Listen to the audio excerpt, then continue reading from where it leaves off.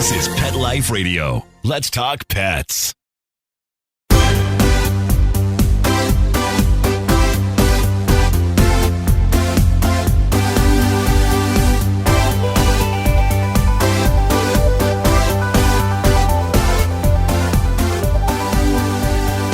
Hello and welcome to another episode of Six Figure Dog Business. I am your host, Ty Brown of TyTheDogGuy.com. Welcome to Pet Life Radio. Today I've got an exciting show for you. I'm going to be interviewing myself. You're welcome. You're going to love it. But I'm going to share with you today how, as a dog training company, we're able to sell six figures every month of just dog training, and how I'm able to do it all myself on the phone. Yeah, pretty unique, pretty interesting. I'm going to share exactly how we do it, so stay right with us. We'll be right back. Does your dog itch, scratch, stink, or shed like crazy? Come to Dynovite for help. Order a 90-day supply of Dynovite. Pick up 2 bottles of Lico-Chops, get the 3rd bottle free. New improved Lico-Chops with Omega-6, Omega-3, Vitamin E, and now 6 extra direct-fed microbials. Even better for the digestive tract and immune system. And dogs love it. Try Lico-Chops. Buy 2, get 1 free. This is Henry Lukasevic for Dynovite. DINOVITE.com.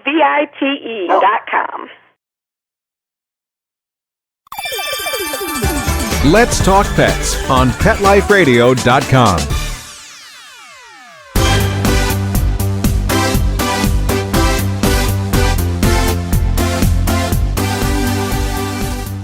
Okay, guys, so I've been debating how to do this episode because on the one hand, I don't want it to sound braggy, because there's a difference between braggy and proud of an accomplishment, right?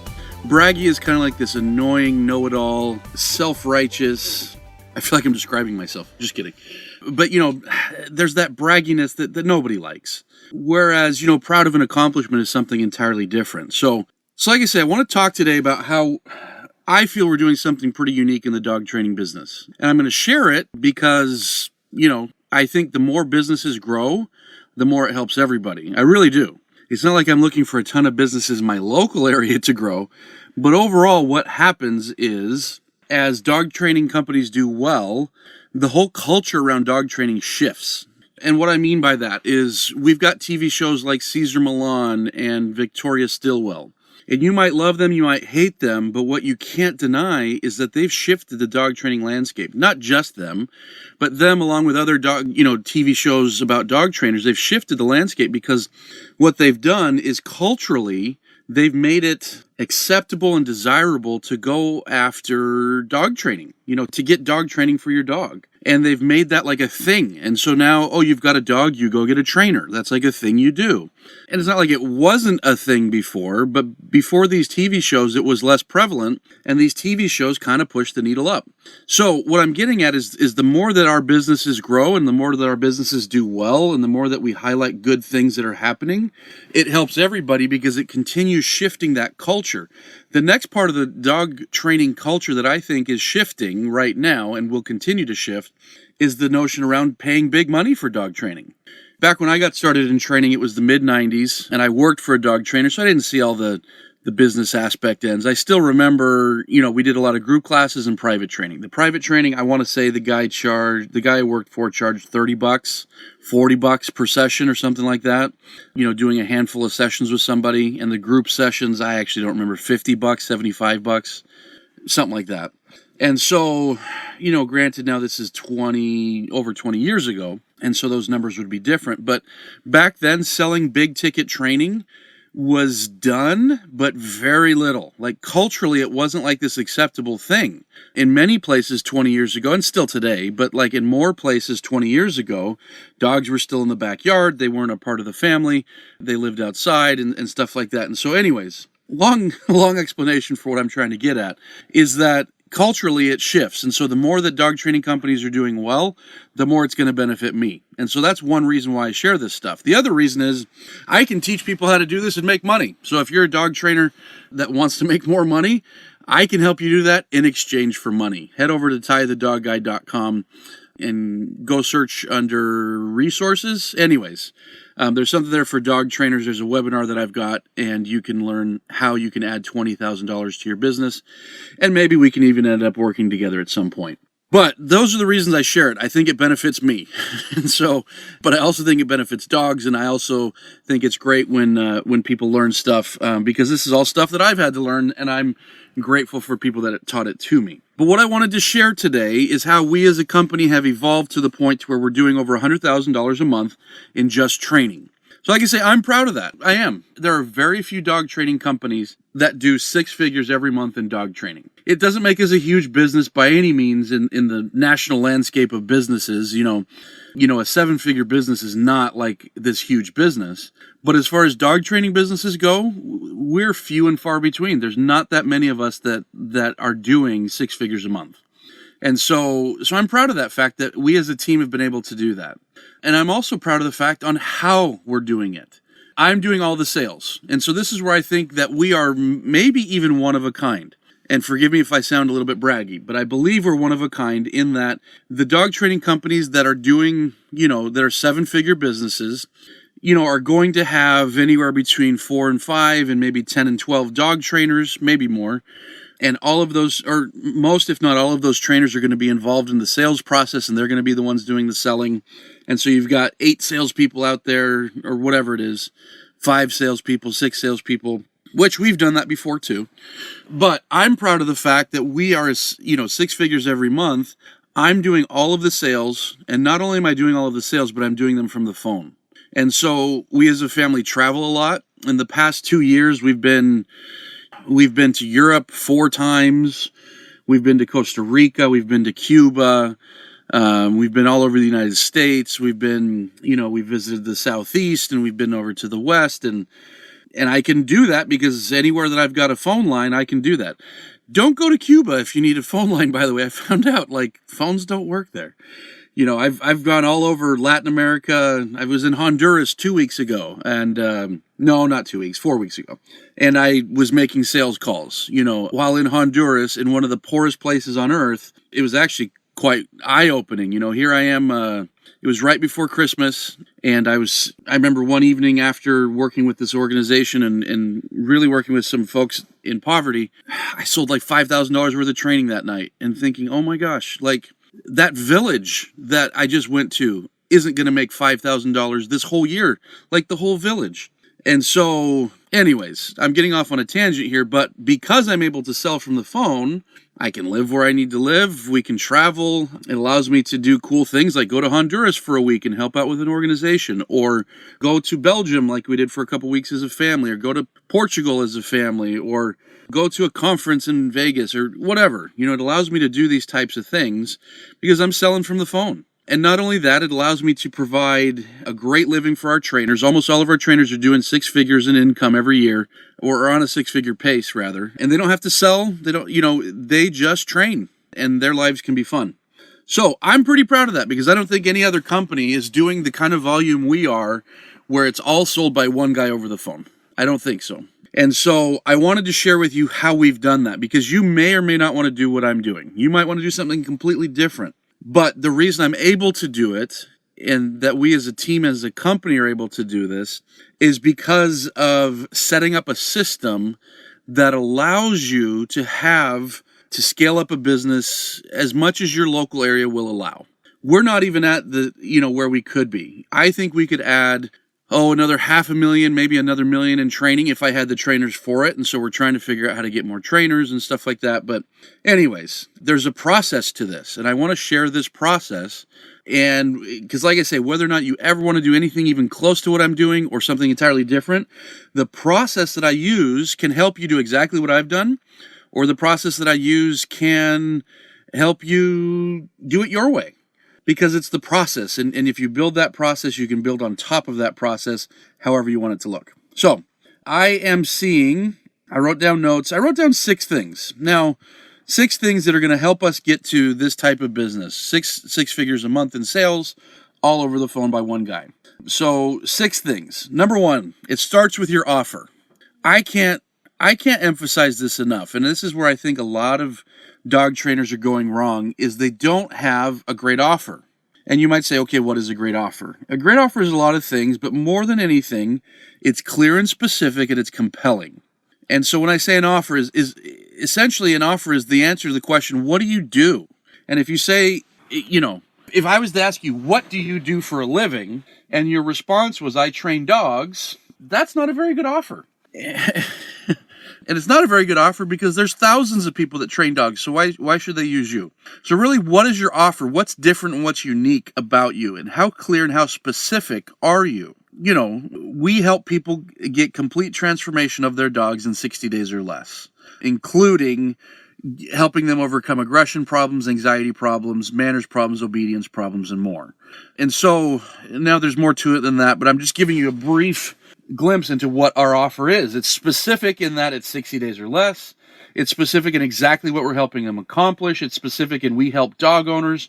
And in our marketing, we get even more specific. We don't help dog owners. We help dog owners who are willing to put in an effort. We don't help dog owners. We help dog owners that are willing to sacrifice and really put in time and money. We don't help dogs. We help, dogs that have owners that are willing to see change. And so we're very specific and clear in our marketing about who we're trying to talk to, what we're doing to solve their problems, and how we do it. That's compelling. And you compare that with what most people are selling, and most dog trainers are selling 6 sessions of dog training, or 4 sessions of dog training, or a 6-week group class, or a 2-week board and train, or something along those lines. That's what dog trainers are selling, but there's nothing clear, compelling, and specific about any of that. And yet that's all that people are talking about when they're trying to sell. When they're trying to sell, they're telling you about, well, you've got this problem, let me give you 5 sessions. You've got this problem, let me give you 2 weeks. You've got this problem, let me give you 6 group classes. That's not what people care about. It's not clear and specific. It's not compelling. So what is your offer? Think about this. Take weeks to think about this. It took me years to figure out our offer because I was going at this alone and trying to figure this out. And it took me forever to even figure it out. And now that I do, I'm embarrassed that it took me years because it's so simple. Here's what we do. Here's the problem we solve for a certain type of person. That's our offer. And we make it as clear as possible. And the more clear I make it in my sales process, the easier it becomes to sell. And it's so easy. And this is important because selling over the phone is a lot harder than selling in person. And so if your offer is crystal clear and it's easy to understand and it's compelling, we're good. And it becomes so easy to sell. I believe, and I actually don't track my numbers like I should, but I think I'm selling now better on the phone than I ever did in person. At higher rates for higher ticket amounts, never meeting these people, selling them while I'm in Belgium, selling them while I'm in Georgia, selling them while I'm in New York, selling them while I'm all over the world because my offer is clear, compelling, and specific. So is yours? It's a good question to ask yourself. All right, number 2, only sell high ticket. And when I say high ticket, it's different for every trainer, it's different for every market, it's different for everything that you do. But when I sell high ticket, so for example, when I'm working with dog business owners and we're trying to increase their business, I try to get them to have 3 programs. Now, some people have more, some people have less, but I try to get them to have 3. Their main private session 1, that's anywhere between $1,000 to $2,000. So this is a private session program. And $1,000 to $2,000 where, when the math works out, you're getting $200 to $300 per hour working with the client or per session. That's your core of your private training. If you do board and trains, that you have one board and train that's somewhere between $200 to $3,500, somewhere in there, that has good margins on it, and maybe a smaller one that's maybe $600 to $800, somewhere in there. And so that, to me, is high ticket. To other people, maybe it's not, or to other people, maybe it's huge ticket. But high ticket to me is a $1,000 to $2,000 core program, a $2,000 to $3,000, $2,000 to $3,500 board and train, and one that's maybe $600 to $800, maybe. That's what we have. So we have a $1,600, a $3,000, and a $750. The $750 we sell maybe one a month, maybe. We might have 10 people a year take that one. Everybody takes either the $1,600 or the $3,000. That's what everyone buys. And so for me, that's selling high ticket. Now, why do I do that? Why do I not offer smaller stuff and try to just do more volume or whatever? Low ticket doesn't help like you think it does. I've met so many dog trainers that say, I want to be accessible to everybody, so I have cheaper rates. It doesn't help like you think it does. It's not like you're doing a service to people by offering cheap training. Because you can't take care of yourself very well. You can't grow the company doing cheap training. You can only grow as far as you can grow. And maybe that's your goal, but still, it doesn't allow you to hire an assistant. It doesn't allow you to, get a little bit of help here or there. It doesn't allow you to take care of yourself and, treat yourself like an actual human rather than a robot that's working like crazy for low money. So it doesn't help like you think, because you can't take care of yourself and your business really well if you're selling low ticket. So it doesn't help there. And low ticket isn't transformative. Nobody ever, I shouldn't say ever, talking in absolutes isn't always the best way to go, but people rarely are dishing out $300 for 5 private sessions of dog training thinking this is going to transform my life. Whereas people are looking at $1,700 or $2,500 or $3,000 or $4,000 as like, yes, this is going to be transformative. We're going to do a lot here. Just by virtue of being a higher ticket amount, people take it more seriously and it's more transformative for them. And low ticket doesn't give you margins to invest in acquisition. I was talking about, low ticket, you can't take care of yourself. You can't take care of the business when you're selling low ticket. Even if you're doing low ticket and volume, meaning you sell a low amount, but you sell a lot of them, it still makes it very hard to invest in client acquisition. And what I mean by that is advertising or content creation or stuff like that. It's very hard to invest in the things you need to invest in if your margins are small. And with low ticket, margins are always going to be small. You need bigger margins if you're going to invest in yourself, invest in your business. So, number 1, starts with your offer. Number 2, that offer better be high ticket if you love dogs. I'm going to take a break right here. I've got 4 more concepts here, but I'm going to take a break, so stay with me. I've got some of the bigger ones, the more meat and potato ones coming on the way.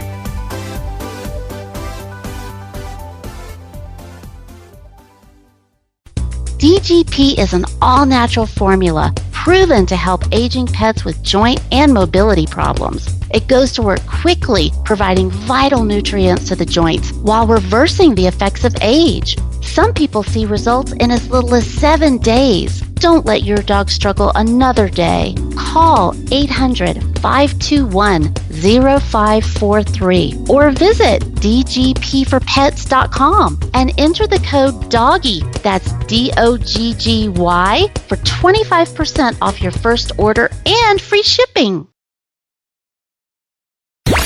Let's talk pets. Let's talk pets On Pet Life Radio. Pet Life Radio. PetLifeRadio.com.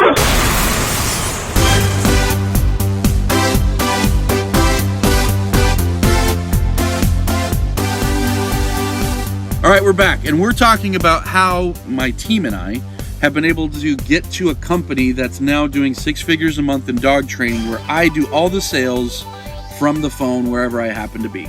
So, number 1, we talked about you have to have a killer offer that's clear and specific and compelling, and you can make it, the more clear you make it, the more specific you make it, the more compelling you make it, the easier it becomes to sell, and you can sell it on the phone, or you can sell it in person, you can sell it in print. Like, half of the people have read our sales letter, and that's why they end up buying from us. Number 2, sell high ticket so that you have enough margin to invest in customer acquisition, so that you can take care of yourself, so that you can take care of your employees, should you ever happen to have employees. Number 3, have a good funnel that is designed around your sales process. So what's your sales process? What's it going to be? Are you going to sell on the phone? Are you going to sell in person? Are you going to sell in a letter? Believe it or not, I actually tried that once. Years ago, people would call in. This is when I first got my assistant, or an assistant. She's since moved on years ago, but when would this have been? I want to say 7 or 8 years ago. So when I first got an assistant, I wanted to take myself out of the sales process at the time, and so I wrote this like 15-page sales letter, and people would call in, she would get their information, she would mail it out. I actually sold a few that way, but it wasn't as it wasn't as great as it could have been. But what I'm getting at is, how are you going to sell? On the phone? In person? Are they going to come to you? Are you going to go to them?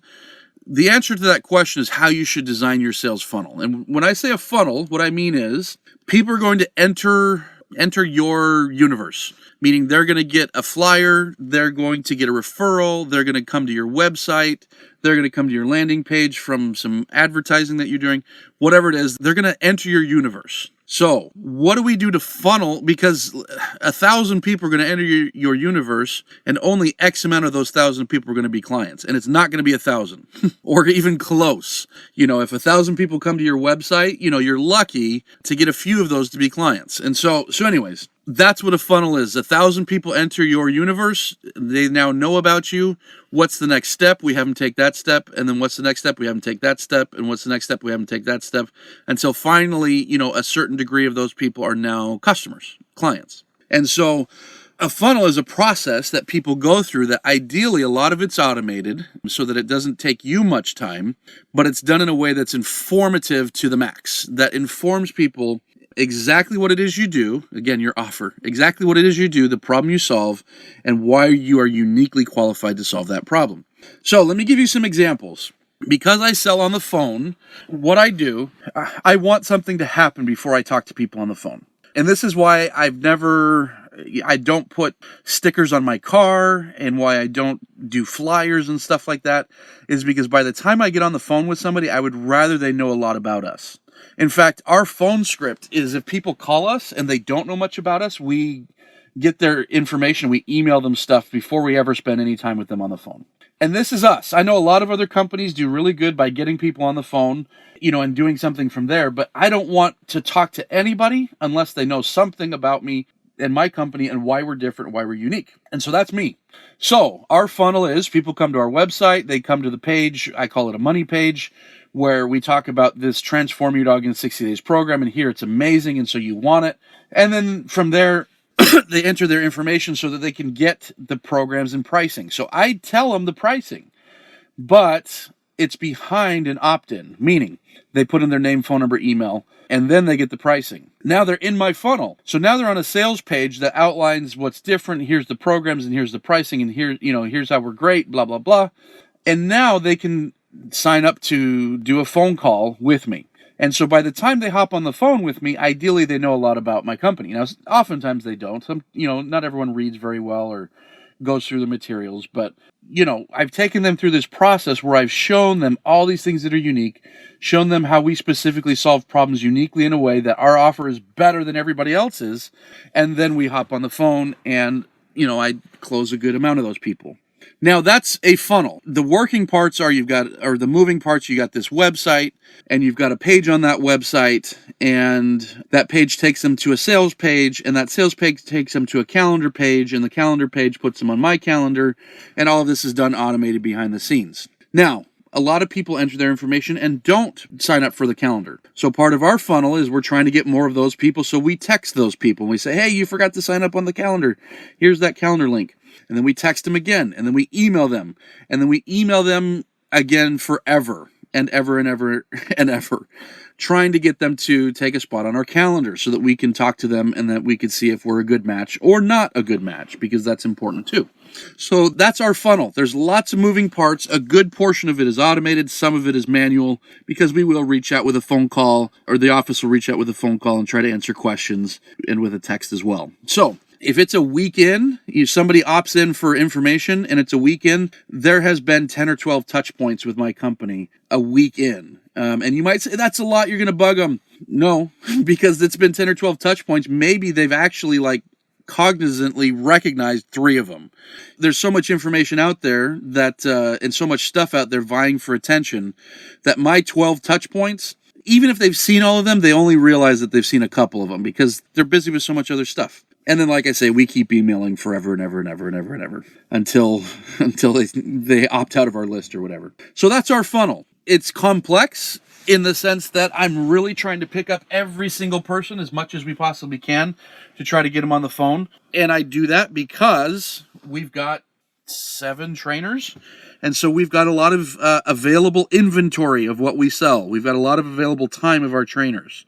And so I want to make sure that every single lead gets as much possible attention to determine whether or not they're interested in our dog training or not. And that's how my funnel is designed. And it's designed to push people towards a phone call once you think this might be of interest to you. So it's all designed around getting somebody on the phone after they have learned something about us. Okay? So what's yours? Like I say, I know a lot of people who design a funnel that's much more basic. They really just want to get people on the phone, because on the phone they do a good job at getting people to come into their location. And from there they do a good job of closing people, and selling dog training. I know other people who They want to get them on the phone and have more of a sales conversation and then schedule a time to come to them. Whatever it is, what is your process? What is your sales process? And how well do you stick to it? I see dog trainers all the time complaining like, oh, people contact me through Facebook and I'm tired of it. Okay, then set up, what is your funnel then? What do you want them to do? Set something up so that when they contact you through Facebook, be like, cool, go here to learn more. And that's all you got to do. Or, hey, thanks for messaging me through Facebook. Let's hop on the phone and talk about your dog. Or whatever your funnel is, whatever your sales process is, your funnel needs to push people towards that. Don't complain that people are reaching out to you the wrong way. Help them do it the right way. And that's what you need to do. So, again, what's your sales process? How can you set up a funnel around that to get people into that sales process so you can have as many as possible sales conversations, or as many as you need, depending on how busy you want to be, sales conversations leading to, sales being made. Number 4, not only do you need to have a process to get people into that sales conversation, you need to have a process for that sales conversation. I've done a lot of sales training and I love it. This is my favorite part because here's what I 100% believe about sales. I believe that everything good in this world started with a sale. Everything. And I'm not being hyperbolic. I'm not being exaggerative, if that's even a word.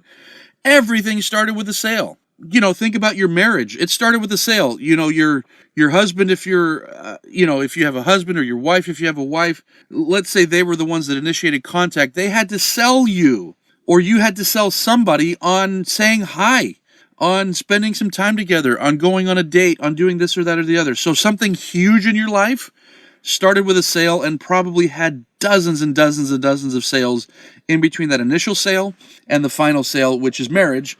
And then, of course, there's lots of sales once you are married, making sure that you stay married.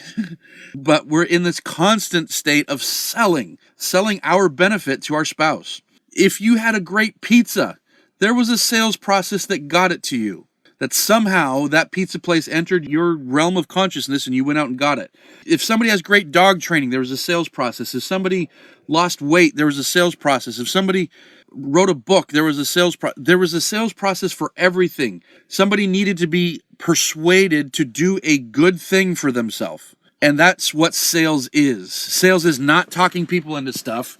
That's not sales, that's bullying. Sales isn't like browbeating. Sales isn't guilting. Sales isn't any of that garbage.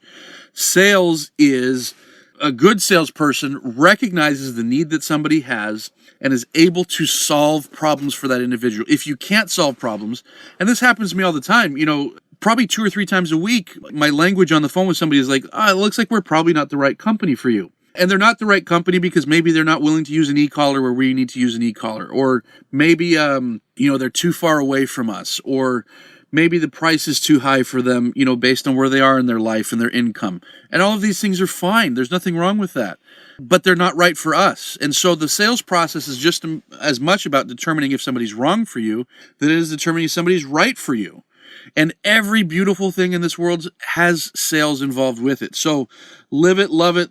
Have a process for it. Very few dog trainers, and I know this because I've trained many dog trainers, very few dog trainers have a process for taking somebody who's interested through a logical and emotional process that leads to a reasonable decision is, let me give you my credit card so we can get started. Very few people have that. They wing it, they talk about it, they talk about what they do, and they think they're selling, but gentle and humane and ethical persuasion has rules to it, and it goes better certain ways than others. And so, do you have a sales process? I probably should do a whole training on this. But anyways, if you don't have a sales process, get one. Number 5, scale with traffic. All right, so look at what we've done here. We've got an amazing offer. It's high ticket. We've got a funnel that delivers people who are interested into our sales process. We've got a sales process that does a very good job at turning those people into customers. What do we have right now? In the business world, we call that an ATM, an automated teller machine. It's a cash machine, right? Because we have a process that we can duplicate over and over and over and over and over, right? And if you don't, then you don't have a process. But if you've done these things, you have a process. So what is the next thing you need to do? Do more of it. That's it. Get more people into that funnel. Get more people into your universe where they know who you are and are wanting to work with you, ideally. So scale this with traffic. Do more SEO. And that's a big one for us. SEO is a big one. And so like I say, we're able to do over $100,000 a month. And SEO is a big reason based on stuff that I did 13 years ago with my website, 10 years ago with my website, 8 years ago with my website. Be producing content. Be putting great stuff up on your website, stuff like that.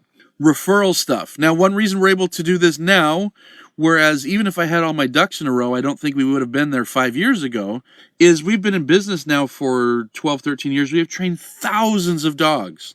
And so there's thousands of happy people that are now referring us.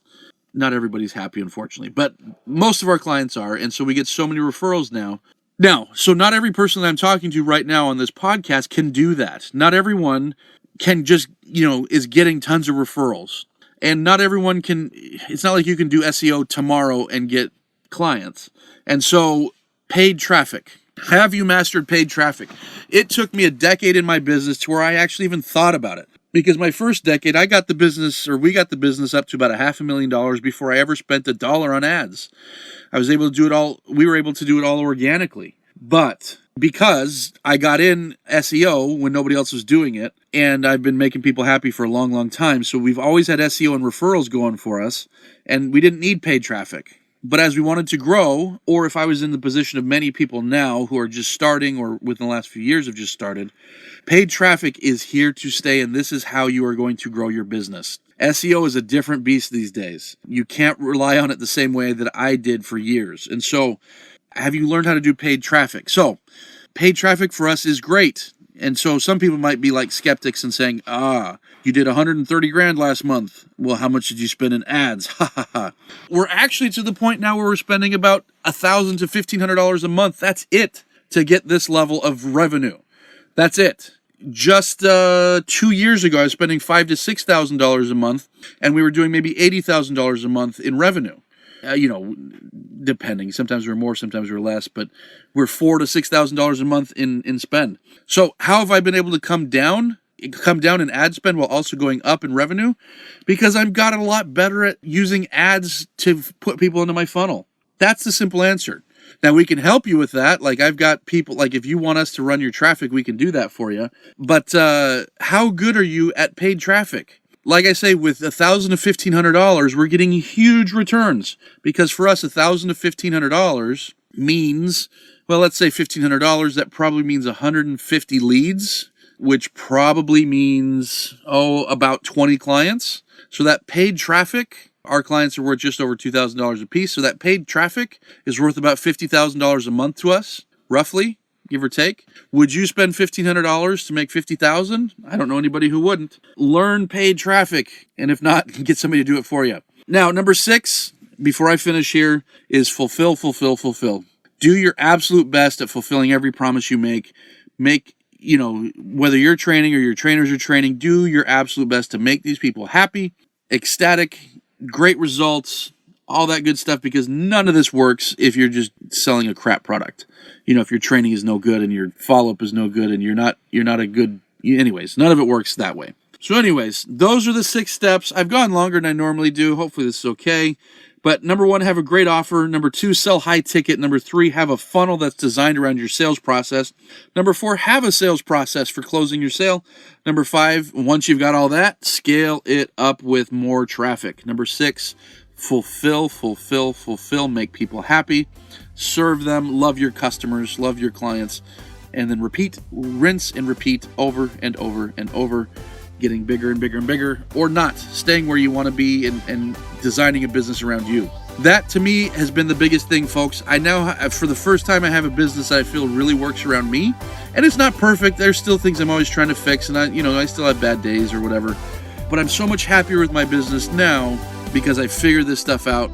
I'm a knucklehead. It takes me a good solid 12, 13 years to figure stuff out. Hopefully 12, 13 years from now, I'll be in even better position. So if you have any questions, make sure you head over to PetLifeRadio.com so you can listen to all of the episodes of all the shows there. There's tons there.